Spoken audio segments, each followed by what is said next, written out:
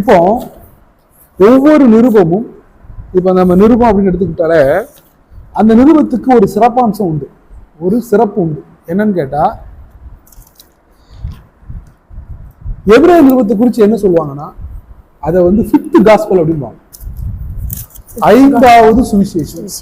ஐந்தாவது, ஏன் ஐந்தாவது சுவிசேஷம்னா, இப்போ நமக்கு வந்து 4 சுவிசேஷங்கள், 4 சுவிசேஷம். 4 சுவிசேஷம் என்னன்னா, இப்போ வந்து மத்தேயு, மார்க்கு, லூக்கா, யோவான், இந்த 5 சுவிசேஷமும் வந்து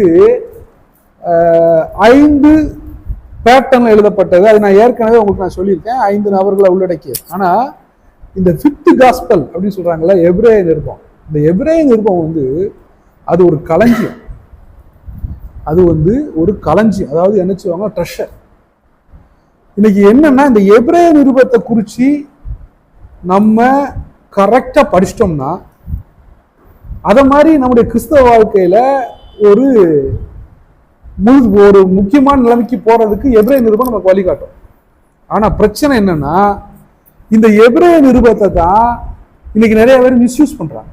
ஏன் மிஸ்யூஸ் பண்றாங்கன்னா, இதுல உள்ள சில கருத்துக்களை அவங்க தங்களுடைய சுய இஷ்டத்துக்கு பயன்படுத்திடுறாங்க. அப்படி பயன்படுத்தவே, அதாவது வேத புத்தக வெளிப்படுத்தின விசேஷத்தை எழுதிட்டு கடைசியா சொல்லப்பட்ட காரியம் என்னன்னா, ஒரே ஒரு விஷயம் தான் சொல்லப்பட்டது. என்ன தெரியுமா? தீர்க்க தரிசன வார்த்தை வசனங்களை கேட்கிற யாவருக்கும் நான் சாட்சியாக எச்சரிக்கிறதாவது, ஒருவன் இவைகளோடு எதையாகிலும் கூட்டினால் இந்த புஸ்தகத்தில் எழுதியிருக்கிற வாதைகளை தேவன் அவன் மேல் கூட்டுவார். ரைட். அடுத்து இல்லையா? அடுத்து 19வது வசனம், ஒருவன் இந்த தீர்க்க தரிசன புஸ்தகத்தின் வசனங்களில் இருந்து எதையாகிலும் எடுத்து போட்டால் ஜீவ புஸ்தகத்தில் இருந்தும் பரிசுத்த நகரத்திலிருந்தும் இந்த புஸ்தகத்தில் எழுதப்பட்டவர்களில் இருந்தும் அவனுடைய பங்கை தேவன் எடுத்து போடுவார். போதும், கவனிங்க. முக்கியமான விஷயம் என்னன்னா, பைபிள் எதை சொல்கிறதோ அதை மட்டுமே சொல்ல வேண்டும். எதை? அதை மட்டுமே சொல்ல வேண்டும். நம்ம கவனிக்க வேண்டிய ஒரு விஷயம்னா, பிரசங்க பீடத்துல இருந்தாலும் சரி, எங்க இருந்தாலும் என்ன சொல்லுதோ அதை சொல்லணும். என்ன சொல்லுதோ, எதை சொல்லவில்லையோ அதை சொல்லக்கூடாது. அதுக்கு எக்ஸ்ட்ரா நான் ஒரு பிட்டப் பண்ணி என்ன செய்யக்கூடாது. அதைத்தான் இன்னொரு தேவ மனுஷன் என்ன சொல்றாருன்னா, வேதம் எங்கே நிறுத்துகிறதோ அங்கே நிறுத்த பழகுங்கள். வேதம் எங்க ஃபுல் ஸ்டாப் வைக்கோ அதுக்கு நீங்களா ஒரு அள்ளிகரிகள் கொடுத்து ஒரு காரியங்கள் போய் வந்தீங்கன்னா நீங்க என்ன செய்யணும்னா, நீங்க வந்து அதோட பர்பஸை இழந்துருவீங்க அப்படின்னு அவர் சொல்றாரு. ரைட்டா? ரைட். இப்போ இந்த எபிரேய நிருபத்தினுடைய முக்கியமான காரியம் என்னன்னா, இது யாருக்கு எழுதப்பட்டது? அது நம்ம முதல்ல கவனிக்க வேண்டிய காரியம். முதல்ல யாருக்கு எழுதப்பட்டது, யாருக்கு, எதற்காக எழுதப்பட்டது? முதல்ல ஒரு புஸ்தகத்துக்குள்ள டிராவல் பண்ண போறோம்னா, யாருக்கு எழுதப்பட்டது, எதற்காக எழுதப்பட்டது, சரியா? இது ரெண்டும் முக்கியமான விஷயம். யார் எழுதினது, யார், இதெல்லாம் நம்ம வந்து ஒரு புத்தகத்தோடைய, இப்போ ஒரு வீட்டுக்குள்ள வரோம்னா அந்த கீ அது இல்லைன்னா, அதே மாதிரி அந்த புத்தகத்தினுடைய மூல நோக்கம் என்ன? இப்போ ஒவ்வொரு பைபிளுடைய ஒவ்வொரு லெட்டர்ஸுக்கும் ஒரு மூல நோக்கம் உண்டு. எபிரேய நிருபங்கிறது அதற்கான எழுதப்பட்ட ஆக்கியோனை குறித்து தீர்க்கமான எந்த காரியமும் கிடையாது. தீர்க்கமாக இப்போ அதனுடைய ரைட்டிங் ஸ்டைல், அதனுடைய காரியங்கள்லாம் வச்சு சில நேரங்களில் இது பவுலாக இருக்கலாங்கிற ஒரு கோட்பாடு தான் இருக்கே தவிர, அல்லது பரணமா அப்படி சொல்றாங்க. நமக்கு அதுல வந்து யார், ஆனா பரிசுத்தாவியான எழுதி, அதான் முக்கியமான ஒரு விஷயம். ஆனா இப்போ இந்த நிருபம் யாருக்கு எழுதப்பட்டதுன்னா, முழுக்க முழுக்க யூதர்களுக்கு தான் எழுதப்பட்டது. யாரு? ட்ரூ. அதாவது ஒரு லெட்டர் உங்க வீட்டுக்கு வருதுன்னா ஃப்ரம் முக்கியம், ட்ரூ முக்கியம். ட்ரூ யாருக்குன்னா முக்கியமா யூதர்களுக்கு. இப்போ இந்த யூதர்கள் அந்த நாட்கள்ல என்னன்னா, ஒரு காரியம் என்ன ஆகி போச்சுன்னா, நீரோ மன்னனுடைய உபத்திரவ காலத்துக்கு பிறகு இந்த பேக்ரவுண்டு தெரிஞ்சாதான் இந்த புக்குடைய சுவாரஸ்யம் ரொம்ப நல்லா தெரியும். எல்லாரும் புரிஞ்சுக்காங்க, இது வந்து ஹிஸ்டாரிக்கல் பேக்ரவுண்ட். இப்போ நீரோ மன்னனுடைய ஆட்சிக்கு பிறகு கிறிஸ்தவம் மிகப்பெரிய கொடூர நாட்களுக்கு போச்சு. அந்த நாட்கள்ல ஏன் வந்து கிறிஸ்தவத்தை, ஆனால் யூத மதம், நல்லா கவனிக்கணும், யூத மதம், அதாவது அந்த நாட்களில யூதர்களாயிருந்த அநேகர் கிறிஸ்தவர்களாக மாறினாங்க. யூதர்களா இருந்த அநேகர் கிறிஸ்தவர்கள். இப்ப நமக்கு இருக்கிற மாதிரி இப்ப நமக்கு வந்து பிரச்சனைனா இந்து கிறிஸ்தவங்க பிரச்சனை மாதிரி அன்னைக்கு இருந்த பிரச்சனை என்னன்னா யூதர்கள் கிறிஸ்தவர்கள் இருக்கிற பிரச்சனை தான் இருந்துச்சு. ரெண்டு பிரச்சனை தான். இப்ப அந்த நாட்கள்ல இந்த கிறிஸ்தவர்கள் மிகவும் அந்நியர்களாக பார்க்கப்பட்டார். நீரோ மன்னன் என்ன செஞ்சாங்கன்னா அநேக கிறிஸ்தவர்களை தீயிட்டு எரிச்சான். கிறிஸ்தவர்களை ஏன் அவங்க வந்து வெறுத்தாங்கன்னா இந்த கிறிஸ்தவர்கள் என்ன பண்ணாங்கன்னா அவர்களுடைய மத தலைவர் சொல்கிற இவங்க தனியா கூடுற இடத்துல மாம்சத்தையும் ரத்தத்தையும் சாப்பிடுறாங்க, மாம்சத்தையும் ரத்தத்தையும் சாப்பிடுறாங்க அப்படிங்கிற, ஏன்னா நம்ம எடுக்கிறோம்ல கம்யூனியன் அவன் தவறா புரிஞ்சிருந்தான். ஆனா அந்த நாட்களில நீரோ மன்னன் நாட்களில யூத மதம் அப்ரூவ் பண்ணப்பட்டது. என்ன செஞ்சது? யூத மதம் அங்கீகரிக்கப்பட்ட மதமாக மாறி சலுகைகள் வழங்கப்பட்டது. அப்படி சலுகைகள் வழங்கப்பட்ட நாட்களில என்ன செஞ்சாங்கன்னா கிறிஸ்தவத்துக்கு வந்த நிறைய யூதர்கள் என்ன பண்ணாங்கன்னா சில காரியங்கள்ல குழப்பம் அடைஞ்சாங்க. குழப்பம் அடைஞ்சாங்கன்னா நம்ம தவறான ஒரு இடத்துக்கு வந்துட்டோமோ, அதே மாதிரி அவன் பின்பற்றினதுக்கும் இதுவும் கோன்சிடேஷன் தான். அதாவது இப்போ வந்து நம்ம இப்போ ஒரு வேற்று மதத்திற்கும் கிறிஸ்தவ மதத்திற்கும் இடையில மிகப்பெரிய வேறுபாடு இருக்கும் புராணத்துக்கு. இங்க அப்படி கிடையாது. யூத மதத்துக்கும் இதுக்கும் இடையில அவன் ஏற்கனவே ஃபாலோ பண்றதுதான். ஸோ பெரிய வித்தியாசம் ஒண்ணும் இல்லை. அப்போ இவன் ஆனா என்னன்னா இப்ப புதுசா வந்திருக்கு இந்த விஷயம், நீ ஏற்கனவே பின்பற்றதை விட மேன்மையானதுப்பா அப்படிங்கிறத காண்பிக்கிறதுக்காக எழுதப்பட்டதான் இது. எப்படி புரியுது உங்களுக்கு? நீ ஏற்கனவே என்னன்னா கன்ஃபியூஸ்ல இருக்கான். ஐயோ நம்ம யூத மதத்துல இருந்து கிறிஸ்தவ மதத்துக்கு மாற்றமே, நம்ம தப்பு பண்ணிட்டோமோ அப்படின்னு நினைச்சிட்டு இருக்கப்ப, எப்பா நீ அப்படி இல்லை. நீங்க வந்து என்னன்னா நீ பின்பற்றுகிற இந்த கிறிஸ்தவம், நீ பின்பற்றுகிற இந்த புதிய காரியம் மிகவும் மேன்மையானது. அதே மாதிரி இப்ப நீ சூஸ் பண்ணிருக்கிற ஆண்டவராக இயேசு கிறிஸ்து மிகவும் மேன்மையானவர். இதை அவங்களுக்கு எஜுகேட் பண்றதுக்கு தான், அதாவது மற்ற காஸ்பல் நான் சொன்னோம் இல்லையா, மற்ற 4 சுவிசேஷமும் இயேசு கிறிஸ்துடைய பிறப்பு, இயேசு கிறிஸ்துடைய ஊழியம், இயேசு கிறிஸ்துடைய மரணம், இயேசு கிறிஸ்துடைய உயிர்த்தெழுதல், இந்த 4ம் நமக்கு இயேசு கிறிஸ்துவோட இந்த 4 விஷயத்த, இந்த 3 விஷயத்த நம்ம நினைச்சு தரவா படிப்போம். ஆனா எபிரேய நிருபம் என்னன்னா, அவர் உயிர்த்தெழுந்து பரமேறி போனதுனால உங்களுக்கும் எனக்கும் கிடைக்கிற நல்ல சாக்கியங்கள் என்ன, அவர் பரமேறி அவர் போனதுனால உங்களுக்கு எனக்கும் கிடைக்கிற ஸ்லாக்கியம் என்ன அப்படிங்கிறத விளக்குகிற இடம் தான் இந்த எபிரேய நிருபம்.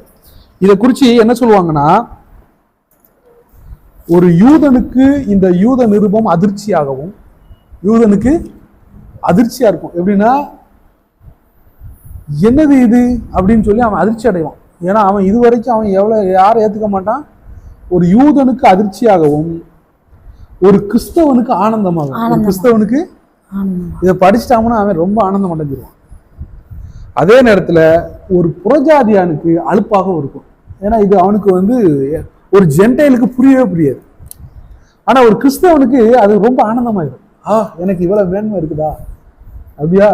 இப்போ எபிரேய நிருபத்தை படிச்சு இந்த பைபிள் ஸ்டடிக்கு முடிவுல நீங்க யூதனா கிறிஸ்தவனா புறஜாதியானாங்கிறத நீங்களே என்ன செஞ்சுக்கலாம், தெரிஞ்சுக்கலாம். படிச்சுட்டு முடிச்சா பிறகு அவரவர் அந்த நமக்கு தெரிஞ்சிடும், நீங்க யாரா இருக்கிறீங்க, யூதனா இருக்கிறீங்களா இதா இருக்கீங்களாங்கிறத என்ன செஞ்சுக்கலாம், கண்டுபிடிச்சிக்கலாம். ரைட்டா?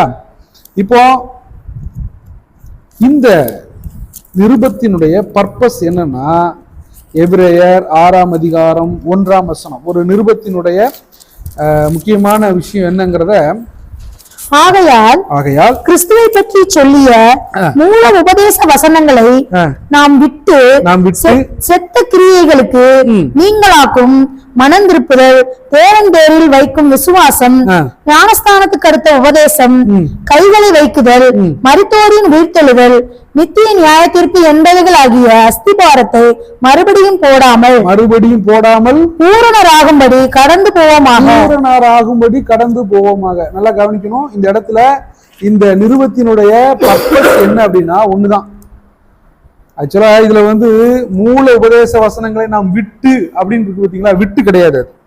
அது விட்டு கிடையாது. மூல உபதேச வசனங்களை அதோடு சேர்த்து. அது எப்படி இருக்குன்னா மூல உபதேசத்தோட சேர்த்து. எப்படின்னா மூல உபதேசத்தோட சேர்த்து செத்த கிரியைகளுக்கு மனம் திரும்புதல், தேவன் பேரில் வைக்கும் விசுவாசம், ஞானசாரங்களுக்கு அடுத்த உபதேசம், கைகளில் வைக்குதல், மரித்தோர் உயிர்த்தெழுதல், நித்திய நியாய தீர்ப்பு என்பவைகளாகிய அஸ்திபாரத்தை மறுபடியும் போடாமல். அப்ப இதெல்லாம் அஸ்திபார உபதேசம். எது அஸ்திபார உபதேசம்? அஸ்திபார உபதேசம்னா கிறிஸ்துவை பற்றிய காரியம். இதெல்லாம் வந்து ஃபவுண்டேஷனல்.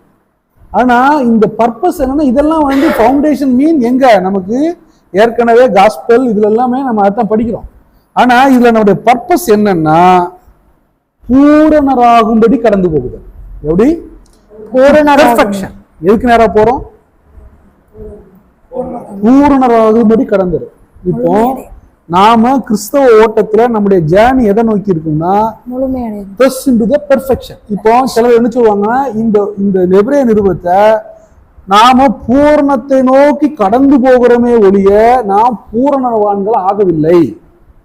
நம்முடைய கோல் எங்க? பூரணத்தை நோக்கி கடந்து போகும்.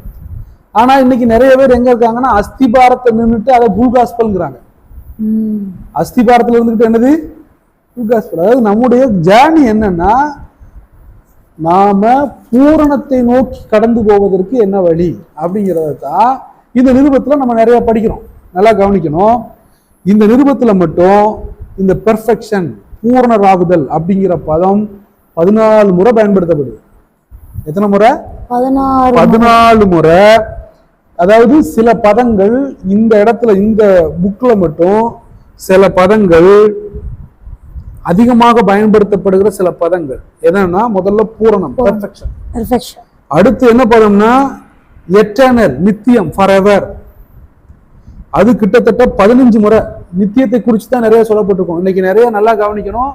இன்னைக்கு இருக்கிற ப்ராஸ்பெரிட்டி காஸ்பல்ஸ் இருக்காங்க இல்லையா, இந்த ப்ராஸ்பெரிட்டி காஸ்பல்ஸ் மேக்ஸிமம் யூஸ் பண்றது எல்லாமே இந்த ஹீப்ரூஸ், இந்த எபிரேய நிருபத்தில் உள்ளது தான் மிஸ்கோட் பண்ணுவாங்க. ஆனால் எபிரேய நிருபத்தினுடைய அந்த கோட்டிங் எல்லாமே எதை குறிச்சு இருக்குன்னா நித்தியத்தை குறிச்சு தான் இருக்கு. எதை குறிச்சு? எட்டர்னல். நான் பேசுறது உங்களுக்கு புரியுதா? இத்தனை வருஷம் பைபிள் ஸ்டடி பழைய ஏற்பாடெல்லாம் ரொம்ப சுவாரஸ்யமா இருக்கும். இது அப்படி இருக்காது. ஆனால் இது நமக்கு முக்கியமான விஷயம். ரைட்டா? அதே போல பெட்டர், அதாவது மேலானது, மேன்மையானது அப்படிங்கிறது கிட்டத்தட்ட 13 தடவை இருக்கும். 13 தடவை இதை விட மேன்மையானது, மேன்மையானது அப்படின்னு சொல்லி 13 தடவை. இது அவுட்லைன். இதெல்லாம் புரிஞ்சாதான் இந்த நிருபத்துக்குள்ள நான் உங்களை கூட்டிகிட்டே போக முடியும். நான் உங்களுக்கு இன்னைக்கு சுற்றி காமிக்கிறேன் இந்த நிருபம் எவ்வளவு மேன்மையானது அப்படின்னு சொல்லி. அதே மாதிரி சுதந்திர பார்ட்டேக்கர், அதாவது என்ன சொல்லுவாங்கன்னா சுதந்திரவான்கள் அப்படிங்கிறது வந்து சுதந்திரவாளிகள் அப்படிங்கிறது 9 தடவை இருக்கும். சுதந்திரமா, அதாவது அவருடைய பங்கு பெறுகிறவர்கள், அவருடைய இதுல பங்கு பெறவங்க அப்படிங்கிறது 13. அதே மாதிரி ஹெவன் 17 டைம் இருக்கும். சுதந்திரவாளிகள் 9 டைம் இருக்கும். சுதந்திரவாளிகள் 9 டைம் இருக்கும். பெட்டர், மேலானது 13 டைம் இருக்கும். ஹெவன் 17 முறை இருக்கும். ஹெவன், பரலோகம், பரலோகத்தின் காரியங்கள் 17 முறை வரும். அதே மாதிரி பிரதான ஆசாரியன், ஹை பிரீஸ்ட், பிரதான ஆசாரியன், இதெல்லாம் வந்து 32 தடவை இருக்கும். இந்த புத்தகத்துல மட்டும் 32. ஏன்னா இந்த புத்தகம் வந்து என்ன சொல்லுவாங்கன்னா இன்னொன்னு சொல்லுவாங்க, எபிரேய நிருபம் பல புதிய ஏற்பாட்டில் உள்ள ஒரு ஏசாயாவின் புத்தகம் சொல்லுவாங்க. எப்படியெல்லாம் ரசிச்சு வாசிச்சிருக்காங்க பாருங்க. இன்னைக்கு பைபிள் சிலரை பார்க்குறப்ப, சிலர் பைபிள் வாசிக்கிறப்ப எனக்கு ரொம்ப இன்னத்தையோ பைபிளை வாசிக்கிறப்ப, சிலர் பைபிள் பிரசங்கிக்கிறப்ப எனக்கு பார்க்குறப்ப பரிதாபமா இருக்கு. அவங்க பைபிளோடு கூட, அதாவது பைபிளை வந்து நான் உண்மையை சொல்றேன், நான்லாம் என் பைபிளை ஒவ்வொரு முறை எடுக்கிறப்ப முத்தமிட்டு தான் நான் பைபிள் வாசிக்கிறேன். அதுக்காக நான் இது எனக்கு ஏன்னா நான் அந்த புத்தகம் எத்தனை மேன்மையான புத்தகம் பாருங்க. இல்லை நம்ம இன்னைக்கு எவ்வளோ மிஸ் பண்றோம் அதை, சும்மா கடமைக்கு காலைல வாசித்துட்டு இல்லையா. இப்போ இதுல முக்கியமான காரியம் என்னன்னா கவனிங்க, இந்த புத்தகத்தை குறித்து என்ன சொல்லுவாங்கன்னா இது இன்னொரு யோசுவான்னு சொல்லுவாங்க. இப்படின்னு சொல்லுவாங்க ஃபர்ஸ்ட். இது என்ன சொல்லுவாங்கன்னா இன்னொரு யோசுவாவின் புத்தகம் என்னன்னா எகிப்து வனாந்திரம் கானான். இது எதுக்குன்னா கானானுக்கு இது வந்து ஒரு யோசுவா புத்தகம் மாதிரி கானானுக்குள்ள பிரவேசிக்கிற அனுபவம் அப்படிம்பாங்க. எப்படிலாம் இருக்காங்க பாருங்க. சரியா? நம்ம எப்போ பார்த்தாலும் ஒரே புலம்பலாத்தான் இருக்கு பைபிள். புலம்பல் மட்டும்தான் பைபிள் தெரிஞ்ச புத்தகமா. சரி, இப்போ இந்த புத்தகத்தினுடைய இப்போ நான் என்ன சொல்லியிருக்கோம்னா இந்த புத்தகம் எதற்காக எழுதப்பட்டது, யாரா எழுதப்பட்டது, யாருக்கு எழுதப்பட்டது. இப்போ இந்த புத்தகத்தினுடைய நோக்கம் புரிஞ்சிருச்சா? ரைட். அடுத்து ஒரு புத்தகத்தை படிக்க போறோம்னா நாங்களாம் என்ன செய்வோம்னா அந்த புத்தகத்தை சிலபஸ் மாதிரி ஒழிக்கிறோம். அப்படி படிச்சா தான், அதாவது அதனுடைய இப்போ ஒரு விஷயம் என்னன்னா ஒரு புத்தகத்தை படிக்க போறோம்னா நாங்கள் என்ன செய்வோம்னா காலேஜ்லாம் படிக்கிறப்ப இது பண்றப்ப சிலபஸ் ஒதுக்கிடுவாங்க இல்லையா? அது மாதிரி இந்த புத்தகத்தினுடைய நோக்கம் என்னன்னா இந்த புத்தகத்தை நம்ம பிரிச்சுக்கலாம், அழகா இருக்கும். மற்ற எல்லா புத்தகத்தை விட இந்த புத்தகத்தை நம்ம எத்தனை தடவை படிச்சாலும் இந்த புத்தகத்துல நான் சொன்னோம் இல்லையா மேன்மையானது மேன்மையானது அப்படின்னே சொல்றேன் இல்லையா? இந்த புத்தகத்துல நான் சொன்னேன் இல்லையா என்ன சொன்னாங்க? இது மேலானது, அதாவது இது மேலானது. அப்போ எது மேலானது அவங்கள்ட்ட வந்து சொல்லணும். எப்படி சொல்லணும்னா எப்பா இங்க வா, இப்போ வேற ஒண்ணும் இல்லை, இப்போ ஒரு தப்பா நினைச்ச கூடாது. சரியா? நான் வந்து ஃபுல்லாவே எதுல படிச்சிருக்கேன்னா ஸ்டேட் இதுல படிச்சிருக்கேன். நான் வந்து படிச்சது தமிழ்நாடு அரசு பள்ளியில படிச்சிருக்கேன். நான் படிச்ச பிறகு மெட்ரிகுலேஷனை வியந்து பார்த்தேன். இன்னைக்கு சிபிஎஸ்சி வந்துருச்சு. சிபிஎஸ்சியோட இப்போ பார்த்தீங்கன்னா இப்போ சிபிஎஸ்சிக்கு வேல்யூவே கிடையாது. இன்டர்நேஷனல் ஸ்டாண்டர்டு தான் ஸ்டாண்டர்ட் சென்னையில், அப்படி தானே? அப்போ அந்த ஸ்டாண்டர்டு உயருது. அப்போ ஸ்டாண்டர்ட் உயர்றப்ப நமக்கு வந்து என்னன்னா இந்த ஸ்கூலை விட இந்த ஸ்கூல் எவ்வளவு உயர்ந்தது, இந்த ஸ்கூலை விட இந்த ஸ்கூலு அப்படி காட்டி கொடுக்கணும் இல்லையா? அப்போ அவங்க இது வரைக்கும் என்னன்னா நியாயப்பிரமாணம் அப்படிங்கிற ஹிண்டர் காட்டன்ல படிச்சிருக்காங்க. அவங்களுக்கு யாரு முக்கியமான ஆளுனா அவங்களுக்கு முக்கியமான ஆளு யாரு? மோசே. அவங்கள்ட்ட போனா மோசே இப்போ நீதான் வந்து மோசே. அதுக்கடுத்து அவங்களுக்கு இருக்கிற மிக முக்கியமான யாரு ஆளுனா, அதாவது அவன் யாரெல்லாம் அவங்களுக்கு முக்கியமான ஆளுனா தீர்க்கதரிசிகள் முக்கியமான ஆள். தீர்க்கதரிசிகள் முக்கியமான அவன் இது வரைக்கும் தீர்க்கதரிசிகளை தான். இப்போ அடுத்து இப்படி வரிசையா இருக்கு. அப்ப இவங்களுக்கு முன்பாக இவங்க எல்லாரை விட உங்களுக்கு வந்திருக்க இயேசு கிறிஸ்து மேன்மையானவர். அதான் சுப்பீரியர் பர்சன். இவர் தான் மேன்மையான. ஃபர்ஸ்ட் என்ன படிப்பாங்கன்னா எழுதி போறவா இல்ல நீங்க எழுதிக்கிறீங்களா? நீங்க எழுதிக்கிறீங்களா? நான் இதை அனுபவிச்சு படிச்சேன். அதனால நீங்க எழுதிக்கங்க. இல்லைன்னா நான் எதுனாலும் என்ன சுப்பீரியர் பர்சன். இவர் தான் வந்து எல்லாத்தையும் விட மேன்மையான நபர். சரியா? எந்த இடத்துக்கு இதை எடுத்துக்கிறவா? மேன்மையான நபர். அதாவது 1ஆம் அதிகாரம் 1ஆவது வசனத்துல இருந்து 5ஆம் அதிகாரம் 10ஆம் வசனம் வரைக்கும் ஒரு டாபிக் இருக்கு. என்ன டாபிக்னா சுப்பீரியர் பர்சன். அதாவது இங்கிலீஷ் எழுதவா தமிழ் சேர்த்து எழுதவா? தமிழ்ல எழுதிருந்தேன், இங்கிலீஷ் எழுதிருந்தேன். இந்த வாரம் இங்கிலீஷ் எழுதிருந்தேன், இங்கிலீஷ்ல சும்மா எழுதுறேன். என்ன சுப்பீரியர், இங்கிலீஷ் புரியாது, தப்பே இல்லை. மேன்மையான தேவன், இவரே மேன்மையான தேவன். சரியா? இந்த மேன்மையான தேவன்ல நம்ம யார எப்படி ஒரு மேன்மையானவர் எல்லாத்த விடனா, முதல்ல இவனுக்கு யாரு மேன்மையானவர் அப்படின்னா இவங்களுக்கு தீர்க்கதரிசிகள் தான் மேன்மையானவர். இப்ப அதனால என்ன எழுதுறாங்கன்னா 1ஆம் அதிகாரம் 1லிருந்து 3 வசனங்கள், அந்த 3 வசனங்கள் இவர் தீர்க்கதரிசிகளை விட மேலானவர், இவர் தீர்க்கதரிசிகளை விட மேலானவர். better than the prophets, better than the prophets. இவர் யார விடனா தீர்க்கதரிசிகளை விட, தீர்க்கதரிசிகளை விட மேலானவர். சரியா? இரண்டாவது என்ன வரும்னா 1ஆம் அதிகாரம் 4ஆம் வசனத்திலிருந்து 2ஆம் அதிகாரம் 8ஆம் வசனம் வரைக்கும் அவர்களுக்கு யாருன்னா முக்கியமான அடுத்த யாருன்னா அவங்க யார் அதிகமா இது பண்ணுவாங்கன்னா தேவ தூதர்கள். யாரு இவனுக்கு தூதன்? அதாவது தேவ தூதர்கள், angels, better than the angels. ஏன்னா யூதருக்கு வந்து யாருன்னா இந்த தேவ தூதர்களை குறிச்சு அவன் என்ன செய்வான்னா தேவதூதன் வந்துட்டான் அப்படின்னு சொல்லி அவன் ரொம்ப, அப்போ என்னன்னா எப்பா நீ ஐயோ நான் அதாவது நம்ம தெரியாம இந்த இயேசு கிறிஸ்துவை பின்பற்றிட்டோமோ? இல்ல அவர் தேவ தூதர்களை விட மேலானவர். மூணாவது, இவங்களுக்கு முக்கியமான அடுத்த நபர் யாரு அப்படின்னா மோசே. ஏன்னா ஆண்டவர் என்ன பார்த்தாருன்னா, இந்த மோசேயோடைய கல்லறையை ஆண்டவரே மறைக்க வேண்டியிருந்துச்சு. மோசே அடக்கம் பண்ணதை மறைக்க வேண்டியது. அப்போ என்னன்னா, இந்த மோசேயே அவர்களுக்கு மிகப்பெரிய, அப்போ மோசே மாதிரி ஒரு தீர்க்கதரிசி அவங்களுக்குள்ள எழும்பு பண்ணுவேன்னு ஆண்டவர் சொல்லியிருந்தாரு. இவன் என்னன்னா, இயேசு கிறிஸ்து அவர்கள் ஒரு மோசையை விட இவர் மேன்மையானவர், மோசையை விட பெட்டர் தென் மோசையை விட. இந்த மோசே எவ்வளவு மேன்மை உள்ளவரோ அதை விட யாரு? இயேசு கிறிஸ்து மேன்மை உள்ளவர். இதுதான் எதுல இருந்தா 3ஆம் அதிகாரம் 1ஆம் வசனத்திலிருந்து 4:7 வரைக்கும் நம்ம அதை படிப்போம். 4:7 வரைக்கும் படிப்போம். 3:1 இருந்து 4:7 வரைக்கும். சரியா? நாலாவது யாருன்னா, இப்போ இவர்களை கானானுக்குள்ள ஒருத்தர் நடத்தினார். அவர் யாரு? யோசுவா. யோசுவா தான் அந்த கானானுக்குள்ள போய் நடத்தினார். இப்போ அடுத்து 4ஆம் அதிகாரம் 8 இருந்து 16 வரைக்கும் என்னன்னா, எப்பா உங்களை நடத்தினார் பாரு கானானு, அந்த கானானுக்குள் நடத்தின யோசுவாவை விட இவர்தான். சோ இவர்தான் மேன்மையான நபர், சுப்பீரியர் பர்சன். இவருக்கு மேலே, அதாவது சொல்லோவியம் ரொம்ப அழகா எழுதியிருப்பாங்க. இந்த எபிரேய நிருபத்துக்கு சொல்லோவியம் ஒரு தலைப்பு கொடுத்திருப்பாங்க. எப்படி தெரியுமா? இவருக்கு மேல் வானம் இல்லைன்னு எழுதியிருப்பாங்க. அழகா இருக்கும், தமிழ் பூந்து விளையாண்டிருப்பாங்க. இந்த எபிரேய நிருபத்தை எழுதிட்டு இவருக்கு மேல் வானம் இல்லை, அதாவது வானம் இவர் தான் எல்லாத்துக்கும் மேல அப்படிங்கிறதுக்கு இவருக்கு மேல் வானம் இல்லை அப்படின்னு எழுதியிருப்பாங்க. ஆண்டவர் அப்படி உயர்த்தி என்ன செஞ்சிருப்பாங்கன்னா, இவருக்கு மேல் வானம் இல்லை அப்படி எழுதியிருப்பாங்க. அப்போ இவர்களை விட என்ன அப்படின்னா மோசே. நல்லா கவனிக்கணும். இப்போ யோசுவா அவர்களை யார் எங்க நடத்தினாரு? கானானுக்குள்ள. இப்போ யோசுவாவை விட இவர் பெரியவர் அப்படிங்கிறத எழுதுவாங்க. சரியா?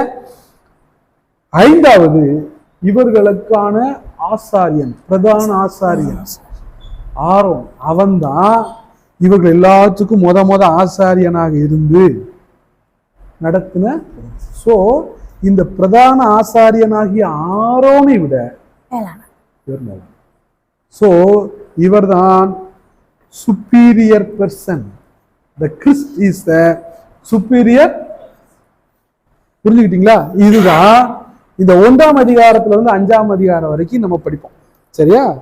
இப்போ முதல்ல இந்த சுப்பீரியர் பர்சனுக்கு அடுத்து இந்த நிருபத்தினுடைய அடுத்த நோக்கம் என்னன்னா, இந்த நிருபத்தினுடைய மற்ற நிருபத்தை விட இது என்னன்னா, இது ஒரு சுப்பீரியர் பர்பஸ். என்ன பர்பஸ்னா, நான் சொன்னேன் இல்லையா, இயேசு கிறிஸ்து எனக்காக மரித்ததுனால கிடைச்சது என்னன்னா பாவ மன்னிப்பு. இயேசு கிறிஸ்து பரமேறி போனதுனால எனக்கு கிடைத்த அடுத்த லெவல் அது என்ன? நான் பூர்ண நித்திய ஜீவனுக்கு போயிட்டு நான் இந்த பூமியில பூர்ணத்தை நோக்கி கடந்து போகிற வாழ்க்கை. பாவத்தை ஜெயித்து நான் காணானை, அதாவது பாவத்திற்கு அடிமையான வாழ்க்கை. அதாவது சிலுவை பாவத்திலிருந்து மன்னிப்பை எனக்கு தந்துருச்சு. இப்போ உயிர்த்தெழுந்த வாழ்க்கை, இந்த உயிர்த்தெழுதல் பரமேறுதல், பாவத்தை நான் ஜெயித்து வாழ்கிறதுக்கான கிருபையா எனக்கு. So the purpose, superior purpose. ஏன்னா பழைய ஏற்பாட்டினுடைய முறைமை, அந்த பர்பஸ் வேற. அந்த பர்பஸ் அவன் என்ன செய்வான்? பாவம் செய்வான், ஆடு பலி கொடுக்கப்படும். இது அப்படி இல்லை. இது ஒரே தரம் பலியானதுனால இதனுடைய பர்பஸே உனக்கு என்ன ஆயிருக்கு? இப்ப புரியுதா? இந்த எபிரேய நிருபத்தெல்லாம் நம்ம சும்மா உட்காந்து வாசிக்க முடியாது. அதை படிக்கிறப்ப துள்ளி குதிக்கிறதுக்கான இந்த எபிரேய நிருபத்துல பாத்தீங்கன்னா, நான் யார் என்பதை எனக்கு அது காட்டி கொடுத்துரும். கிறிஸ்துவுக்குள்ள என்னுடைய நிலை என்ன, கிறிஸ்துவுக்குள்ள நான் எப்படிப்பட்டவன் அப்படிங்கிறத காண்பிச்சு கொடுத்து என்னை மாறுபட்ட ஒரு ஜீவிதத்துக்கு நேராக அது நடக்குது. சரியா? இப்ப 3வது, இதுவரைக்கும் அவங்களுக்கு எப்படின்னா, இப்ப அவங்க எல்லாம் என்ன கேட்கிறாங்கன்னா, இயேசு கிறிஸ்து. இப்ப அடுத்த கேள்வி வருது. என்ன கேள்வி வருதுன்னா, இதுவரைக்கும் ஆச்சாரியன் அதாவது யாரு? அந்த கோத்திரத்துல வரணும்னா லேவி கோத்திரத்துல வரணும். இப்போ என்ன பிரச்சனைனா, இயேசு கிறிஸ்து தான் இந்த ஆச்சாரியனை விட மேலானவர் அப்படின்னு காட்டுற. யார்? இயேசு கிறிஸ்து தான். அதாவது ஆரோனுடைய ஆசாரியத்துவத்தை விட ஆரோன் எப்படின்னா, அவனும் பாவி, மற்றவங்களுக்காக. ஸோ அவர்களுக்கு என்னன்னா வருஷம் இந்த வருஷத்துக்கு ஒரு பிரதான ஆசாரியன் உள்ள போய் செலுத்துவான். இது அவர்களுடைய முறை. அவங்களுக்கு ஆரோனின் ஆசாரித்துவம் தான் பெரிய ஆச்சாரித்துவம். இப்ப பிரச்சனை என்ன?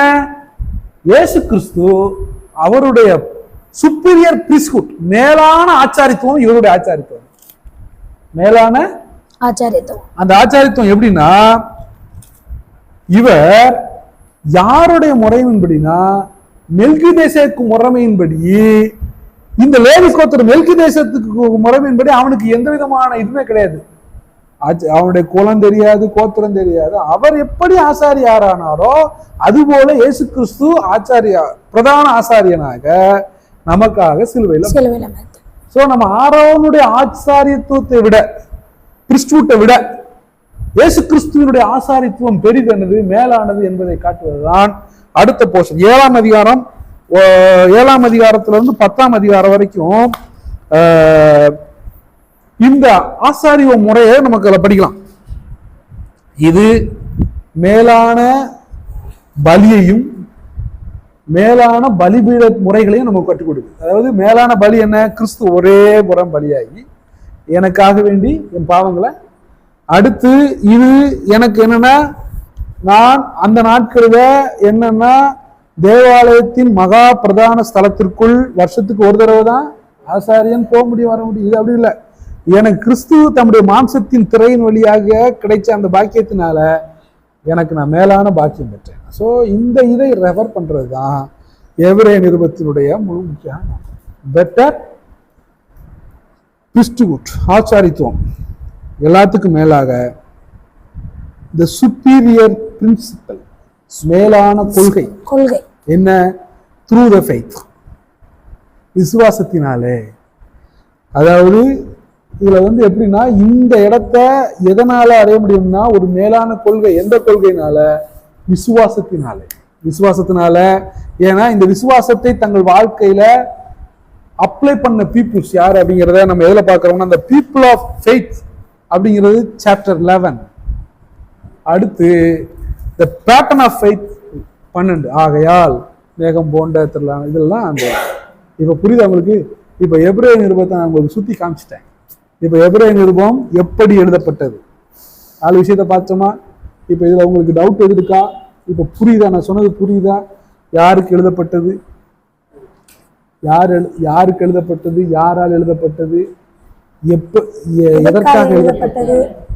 இப்போ நம்ம கடைசியா சொன்னது எப்படி, இப்படிதான் எழுதும். இப்போ கத்தரிச்சித்தமானால் நம்ம என்ன செய்வோம்? அடுத்த அரை மணி நேரத்துல ஃபர்ஸ்ட் 2 சாப்டர்ஸ் நம்ம பார்ப்போம். சரியா? இப்போ வாசிங்கள். முதல் வசனம் எப்படி ஆரம்பிக்க பாருங்க. பூர்வ காலங்களில் பங்கு பங்காகவும் வகை வகையாகவும் தீர்க்கதரிசிகள் மூலமாய் பிதாக்களுக்கு திருவுளம் பற்றின தேவன் இந்த கடைசி நாட்களில் குமாரன் மூலமாய் நமக்கு திருவுளம் பற்றினார். இவரை சர்வத்துக்கும் சுதந்திர விளையாளியாக நியமித்தார். கவனிய. இப்போ இது எப்படின்னா, பூர்வ காலத்துல இதை நான் இப்படி எழுதியிருக்கேன். பூர்வ காலத்துல, அதாவது ஆன்சியன்ல எப்பொழுதாவது ஏதாவது யார் மூலமாகவோ பேசின தேவன் கடைசி நாட்களில் என்னோடு எப்பொழுதும் பேசும்படி தன்னுடைய குமாரனை கொடுத்தார். பூர்வ காலத்துல பங்கு பங்காகவும் வகை வகையாகவும் தீர்க்கதரிசிகள் மூலமாக யாருக்கு திருவுளம் பற்றினாரா? பிதாக்களுக்குன்னா யாரு? இவங்க எழுதும் பொழுது நம்முடைய பிதாக்கள், ஆபிரகாமுக்கு, யாக்கோபுக்கு, ஈசாக்குக்கு வலி. ஆனா இப்ப அப்படி இல்ல. நமக்கு என்னவாயிட்டாரா? பூர்வ காலங்களில் யார் மூலமா பேசிட்டு இருந்தாருன்னா, எப்பொழுதாவது ஏதாவது யார் மூலமாவது பேசின தேவன் இந்த கடைசி நாட்களில என்னோடு எப்பொழுதும் பேசும்படி, என்னோடு எப்பொழுதும் பேசும்படி தன்னுடைய குமாரனை. சோ இந்த ரிலேஷன், இவர் யார் அப்படின்னா, முதல்ல யாரு? இந்த கடைசி, அதாவது ஒரு விஷயம் என்னன்னா, இயேசு கிறிஸ்து எப்படிப்பட்டவர் அப்படிங்கிறத இந்த நிருபத்துல அவருடைய காரியத்தை குறித்து என்ன எழுதுகிறார்? தீர்க்கதரிசிகளோடு இவர் எப்படி மேலானவர்? தீர்க்கதரிசிகளோடு எப்படி மேலானவர்? ஒண்ணு, இந்த கடைசி நாட்களில் தம்முடைய குமாரன் மூலமாக. யாரு? இவர்தான் குமாரன். குமாரன். நீ மோசையோட வர ஒன்னா ஏத்துக்க முடியாது, நீ மற்றவங்களோட வர ஒன்னா இவர்தான் குமாரன். He's the son. இரண்டாவது என்ன தெரியுமா? சர்வத்துக்கும் சுதந்திரவாளி. இந்த நமக்கு கொடுக்கப்பட்ட, அதாவது நல்லா கவனிங்க, எல்லாரும் சொல்லுவாங்க நம்ம ஆபிரகாமின் சந்ததி அப்படி சொல்லுவாங்க. நான் சொல்லுவேன் நம்ம ஆபிரகாமின் சந்ததியை விட மேலான சந்ததி, நான் இயேசுவின் சந்ததி. நான் யாருடைய சந்ததி? புரிஞ்சுக்கோங்க. ஆபிரகாமின் சந்ததி யாருன்னா யூதர்கள். ஏன்னா யாருடைய சந்ததி? இயேசுவின் சந்ததி. அப்ப இதுல புரிஞ்சுக்கிட்டாலே நான் யாரால விளக்கறேன்னா மீட்கப்பட்டேன்? கிறிஸ்துவோட சொந்த ரத்தத்தினால விளக்கறணும். இப்ப ரெண்டாவது அவர் யாருன்னா இவரை கொண்டு இவர் முதல்ல யாருன்னா இவர்தான் சுதந்திரவாளி. இவர்தான் சுதந்திரவாளி. அதாவது இயேசு கிறிஸ்துவே அன்னைக்கு இருந்த, அதாவது இவர் ஏதோ ஒரு அவருக்கு அன்னைக்கு இருந்த நாட்களில இவங்க நினைச்சிடக்கூடாதுன்னா இவரை சாதாரண ஒப்பிட்டக்கூடாது. இயேசு கிறிஸ்துவை ஒரு சாதாரணமானவர்களாக அந்த யூதர்கள் ஒப்பிட்டக்கூடாது. எப்பா இவர் தான் யாரு? சுதந்திரவாளி. இந்த குமாரனுடைய ஓமையில சொல்லப்படுது இல்லையா, அவர் வந்து அடிக்கப்பட்டதுனால பாடுபட்டதுனால நம்மோட ஒன்னா இருந்ததுனால நீ அவரை அண்டர் எஸ்டிமேட் பண்ணிடாத. அவரை நம்மோட என்ன செஞ்சாருன்னா வந்ததுனால அண்டர் எஸ்டிமேட் பண்றாரு. அவர் யாரு? சுதந்திரவாளி. மூணாவது என்னன்னா சர்வத்தையும் இவரை கொண்டு உலகங்களையும் உண்டாக்கினார். இவர் தான் கிரியேட்டர். ஏதோ இடையில வந்தார் நினைச்சாரு. இவர் தான் படைப்பாளி. அதாவது இவர் வந்து உலகத்தை, அதாவது புதுசா வந்தவர் கிடையாது. இந்த டாக்டரின்ல பாத்தீங்கன்னா இது ரொம்ப மேட்ச் ஆகும். இன்னைக்கு சொல்றாங்கல்ல இயேசு கிறிஸ்து வந்து, அதாவது அவர் உலகத்தை ஆதியிலே வார்த்தை இருந்தது, அந்த வார்த்தை தேவனிடத்தில் இருந்தது, அந்த வார்த்தை, அதான் பைபிள்ல முதல் வசனம். வாசிங்க யோவான் 1 வாசியுங்கள். ஆதியிலே வார்த்தை இருந்தது, அந்த வார்த்தை தேவனிடத்தில் இருந்தது, அந்த வார்த்தை தேவனாய் இருந்தது. அவர் ஆதியிலே தேவனோடு இருந்தார், சகலமும் அவர் மூலமாய் உண்டாயிற்று, உண்டானதொன்றும் அவராலே அன்றி உண்டாகவில்லை. அவர் இடையில வந்ததுனால ஏதோ, அதாவது என்னன்னா இப்படி வச்சிடாத, ஏதோ ஈக்குவல் இல்லாம லெவல் குறைச்சிடாத. ஈக்குவல் சுதந்திரவாளி. மூன்றாவது என்ன தெரியுமா? இவர் அவருடைய மகிமையின் பிரகாசம். இப்ப பிதாவை வந்து எப்படின்னா, பிதாவை ஒருத்தரும் பார்க்க முடியாது. பிதாவை மோசையை பார்த்துட்டு, ஆனா இவர் தம்மோடு உலாவினார். ஆனால் இவர் யாருன்னா அந்த மகிமையின் பிரகாசம். நீ சாதாரணமா இட போட்டுறாத. நீ பின்பற்றின இயேசு கிறிஸ்து, நீ பின்பற்றுகிற இந்த புதிய நீ எடுத்துக்கிற இந்த தேவன் மகிமையின் பிரகாசம். அப்புறம் என்ன? இவர் தண்ணில இவர் எல்லாத்தையுமே அவருடைய தன்மையின் சொரூபமா இருந்து சர்வத்தையும் தம்முடைய வல்லமையுள்ள வசனத்தினாலே. எதனால தாங்குகிறாரா? வல்லமையுள்ள வசனத்தினால். எதுக்கு வல்லமை? The word. எதனால? இந்த ஒவ்வொரு வசனத்தின் வல்லமை அப்படிப்பட்டது. அதனால எது சொல்றாரா? தாங்கிட்டு இருக்காரா. இப்போ அடுத்த காரியத்தை பாருங்க. தம்மால் தாமே நம்முடைய பாவங்களை நீக்கும் சுத்திகரிப்பை உண்டு பண்ணுகிறார். He is the purifier. இவர் ஒருத்தர் தான் யாரு நம்முடைய பாவத்தை. இப்போ அவர், அதாவது அவர் நம்மோடு, நமக்கு பிதாவாகிய தேவன் அவரை தந்திருந்தாரே, அவருடைய மேன்மையான காரியம் என்னன்னா அவர் தான் யாரு? சுத்தி எல்லாத்துக்கும் மேல உன்னதத்துள்ள மகத்துவமானவருடைய வலது பார்சத்துல உட்கார்ந்தாரா? வலது பார்சத்துல He is the prince. இவர்தான் யாரு? கிங். இவர்தான். ஒரு காரியம் சொல்லிட்டா, உட்கார்ந்தாருன்னா என்ன அர்த்தம்? உட்கார்ந்தாருன்னா முடிஞ்சு. உட்கார்ந்தா முடிஞ்சு. அது அர்த்தம் என்ன? இவர் எல்லாத்தையும் முடிச்சுட்டு ராஜாவா பலது வருஷம் உட்காந்துட்டாரு. இப்ப நம்ம பரமேறி போய் அங்க உட்காந்துட்டாரு, நம்மள என்ன செய்ய போறாரு? சோ இயேசு கிறிஸ்து இனி புதிதாய் செய்ய வேண்டிய வேலை என்று ஒன்றும் இல்லை. இனி செய்ய வேண்டிய ஒரு வேலை ஜட்ஜ்மெண்ட் மட்டும்தான். என்ன வேலை இருக்கு? Judgment. only judgment மட்டும்தான். மற்றபடி the purpose done. புரிஞ்சுக்கிட்டீங்களா? இவர் தீர்க்கதரிசிகளை விட மேலானவர். ஏதோ ஒரு காரியத்துல அப்படி நம்ம நினைக்க முடியாது. இதைத்தான் அவர் என்ன செய்யறாருன்னா, கிறிஸ்து எவ்வளவு மேன்மையானவர்கிறத பாரு, இதை கற்றுக் கொடுக்கிறது தான் எபிரேய நிருபம். இப்போ அடுத்து இவர் தேவதூதரை பார்க்கிலும் எவ்வளவு விசேஷித்த நாமத்தை சுதந்திரித்துக் கொண்டாரோ. யாரு அடுத்த பேர என்ன, நீ மேல பரலோகத்துக்கு போயிட்டாரு. பரலோகத்தில் உள்ள எல்லா தேவதூதருக்கு பார்க்கிலும் இவர் தான் மேன்மையானவர். அதை நீ புரிஞ்சுக்கோ. இவர் எப்படி மேன்மையானவர்? தேவதூதரை பார்க்கிலும் இவர் எப்படி மேன்மையானவர்? 1 அதிகாரம் 4 வசனம், இவர் தேவதூதரை பார்க்கிலும் எவ்வளவு விசேஷித்த நாமத்தை சுதந்திரித்துக் கொண்டாரோ அவ்வளவு அதிகமாய் அவர்களிலும் மேன்மையுள்ளவர் ஆனார். கவனிங்க, பழைய ஏற்பாட்டுல நீங்க அடிக்கடி ஒரு பதம், ஒரு கர்த்தருடைய தூதனானவர், கர்த்தருடைய தூதனானவர். அப்படிப்பட்ட இடங்கள்ல அது யாரை குறிக்குதுன்னா கிறிஸ்துவை குறிக்கு. அப்போ ஏதோ அந்த தூதரை நீ இந்த தூதரோட ஒப்பிட்டாத.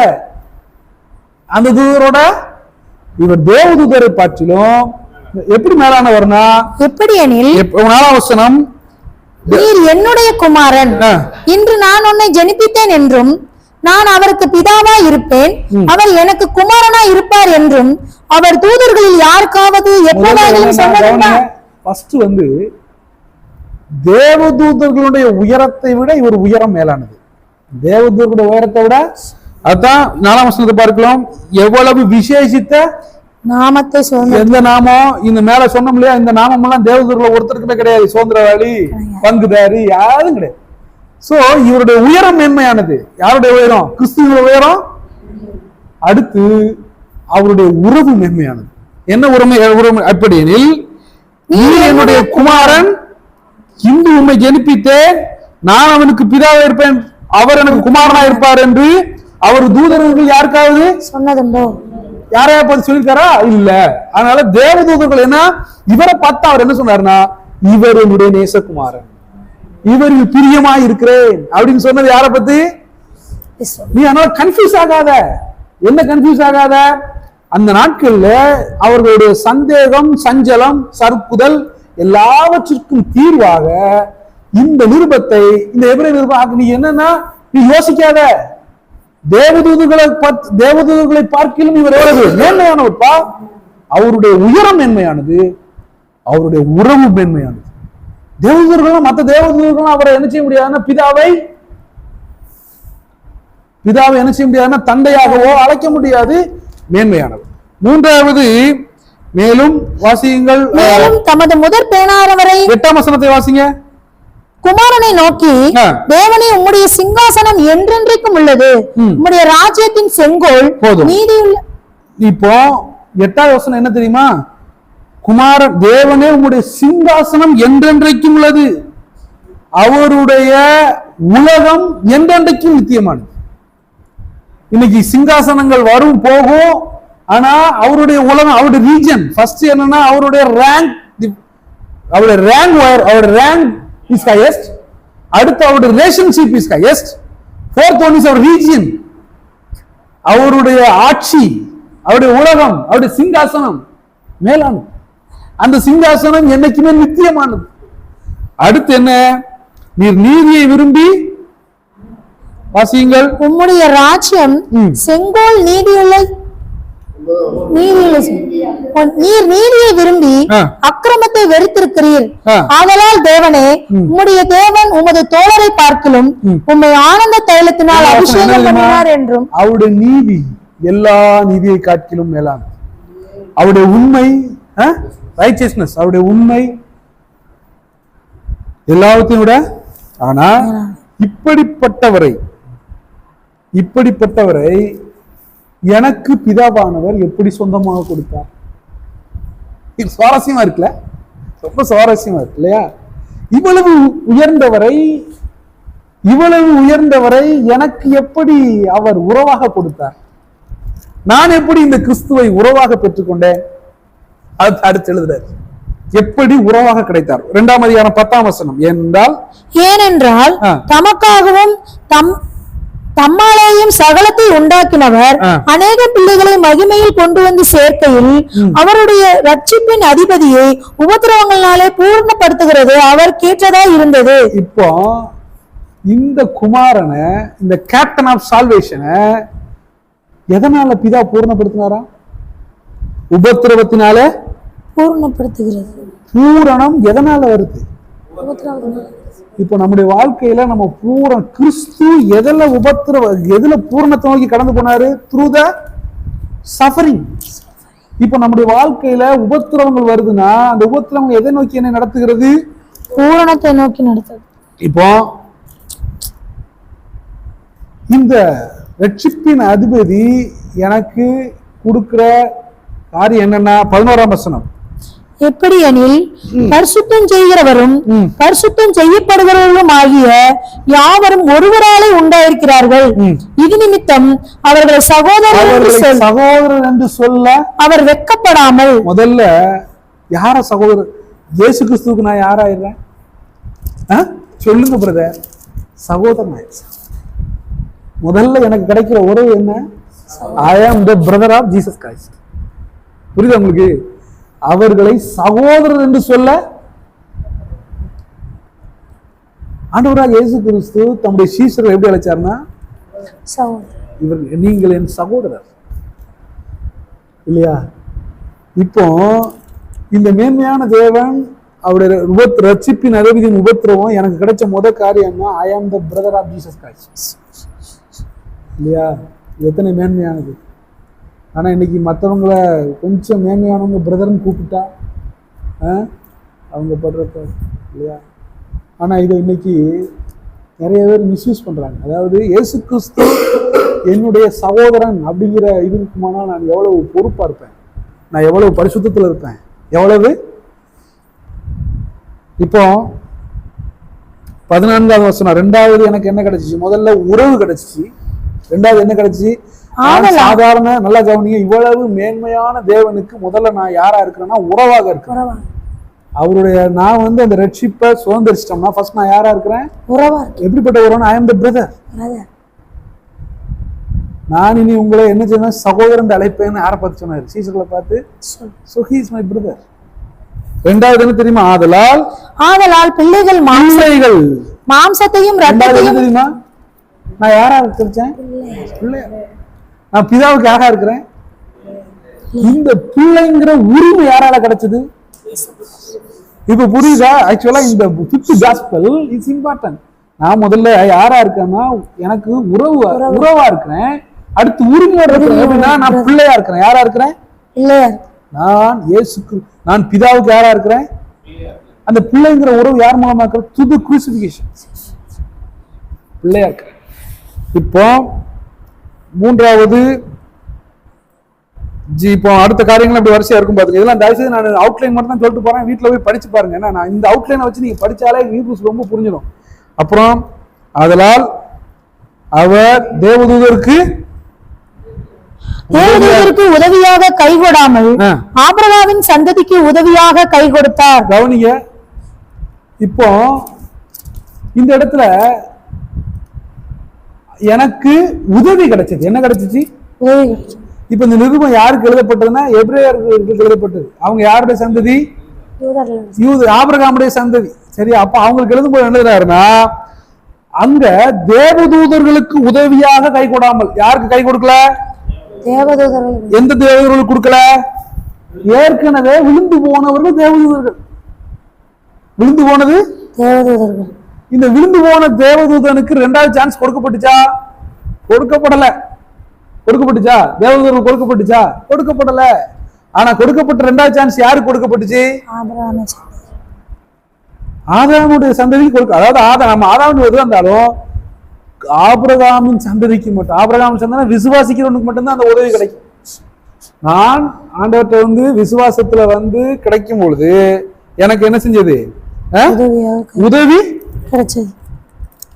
இப்போ அதனாலதான் இந்த வசனம் ரொம்ப முக்கியமான வசனம். 17ஆம் வசனத்தை பாருங்க. அவர் தமது அவர் ஜனத்தின் பாவங்களை நிவர்த்தி செய்வதற்கு ஏதுவாக தேவ காரியங்களை குறித்து இரக்கமும் உண்மையும் உள்ள பிரதான ஆசாரியராய் இருக்கும்படிக்கு எவ்விதத்திலும் தம்முடைய சகோதரருக்கு ஒப்பாக வேண்டியதா எனக்கு ஊழியம் கிடைச்சது. எனக்காக நான் ஒவ்வொரு முறை பாவம் செய்யறப்ப போய் என்ன செய்யணும்னா ஒரு ஆசாரியனை போய் பட் எனக்காக வேண்டி அவர் ஊழியம் செய்கிறவராக ஒரே தரம் மறிச்சு. அதை விட முக்கியமான காரியம் என்ன தெரியுமா? அடுத்து ஆதலால் அவர் தாமே சோதிக்கப்பட்டு பாடுபட்டதினாலே அவர் சோதிக்கப்படுகிறவர்களுக்கு உதவி செய்ய வல்லவரா இருக்கிறார். எனக்கு ஒரு உதாரணம் கிடைத்தது. என்ன கிடைச்சிச்சு? சோதிக்கப்பட்டு பாடுபட்டதுனால எனக்கு அவர் ஆண்டவரே நான் படுற பாடலாம் உங்களுக்கு தெரியாது ஆண்டவரே. இல்லை, அவர் சோதிக்கப்பட்டு பாடுபட்டு அதுல ஒரு வெற்றியுள்ள கிறிஸ்தவ வாழ்க்கை. ஸோ எனக்கு முன்பாக இருக்கிற ரட்சிப்பின் அதிபதி எனக்கு கொடுத்த காரியம் என்னன்னா, எனக்கு அவர் எல்லாவற்றிலும் உதவி செய்ய எனக்கு முன்பாக அவர் உதாரணமாக இல்லை. நான் சொல்றேன் இல்லையா, இந்த உபத்திரவத்தினாலே பூர்ணப்படுத்தப்பட்ட ரட்சிப்பின் அதிபதியினாலே எனக்கு கிடைத்தது முதல்ல என்னன்னா உறவு. நான் அவருடைய எனக்கு அடுத்து கிடைத்தது உரிமை. நான் பிள்ளையா இருக்கிறேன். மூன்றாவது எனக்கு கிடைச்சது என்னன்னா உதவி. அவர் எல்லாவற்றையும் எனக்கு உதவி செய்கிறார். நான்காவது எனக்கு கிடைக்கப்பட்ட ஊழியம். எனக்காக வேண்டி அவர் ஒரே மகா பிரதான ஆசாரியனாக ஊழியம் செய்ய. எல்லாத்திற்கும் மேல கடைசியில எனக்கு உதாரணம். எனக்கு இந்த ரட்சிப்பின் அதிபதி உதாரணம். ஓசோ மற்ற எல்லாத்தை விட இவர் மேன்மையானவர். எல்லாத்தை விட இப்ப அப்படிப்பட்ட மேன்மையான தேவனுக்கு நாம மேன்மையானவர்களாக இருக்கிறோம்.